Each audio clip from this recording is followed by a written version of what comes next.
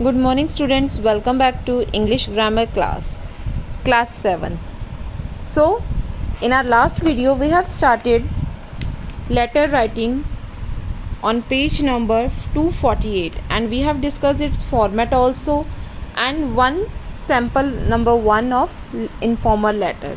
In this video we'll start with second letter writing, which is write a letter to your friend. अपने friend को आपने letter लिखना है announcing the death of your mother. क्या बताना है आपने उसको कि जो आपकी मदर हैं उनकी डेथ के बारे में उसको इन्फॉर्म करना है. And also tell him when the cremation ceremony, और आपने उसकी क्रीमेशन सेरेमनी भी बतानी है कि कब होगा. क्रीमेशन होता है जब हम डेड बॉडी को किसी की को उसको जलाते हैं, उस कन्वर्ट दैम इनटू एशेज़ में, उसमें that is our cremation ceremony. Will takes place, कब होगी वो. यू आर रोमन, और आपने अपने आप को क्या एज्यूम करके चलना है, as Rohan. So firstly format में हमने देखा था कि firstly we will write the sender's address, then will write date, and next is on the salutation, then we are having the body या कंटेंट जिसको आप कहोगे.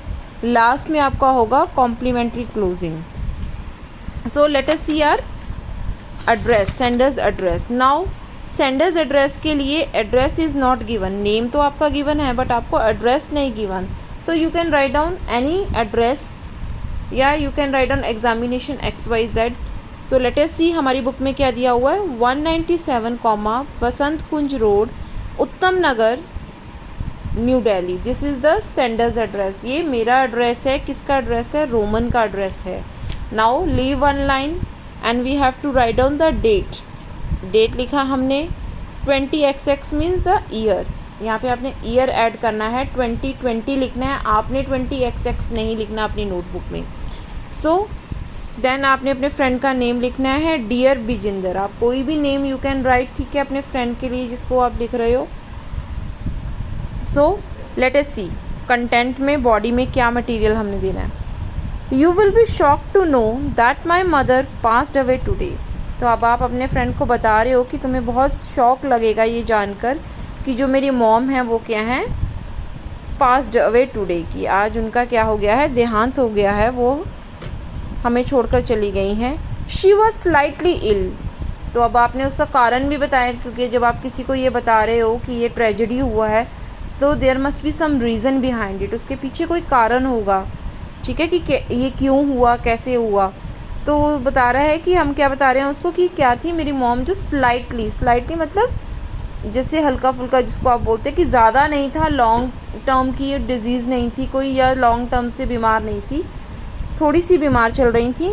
And the doctors could not diagnose the disease. और उनको क्या disease था particular, ठीक है, वो डॉक्टर्स क्या हैं, वो they were unable to diagnose it, कि प्रॉपर डायग्नोज नहीं हो पाया कि कौन सी डिजीज़ थी उनको. Her ultimate death has left us all totally dazed. कहता कि ये जो उनकी अचानक से उनकी ये डेथ हुई है, उनसे उसकी वजह से हम लोग सब अकेले रह गए हैं.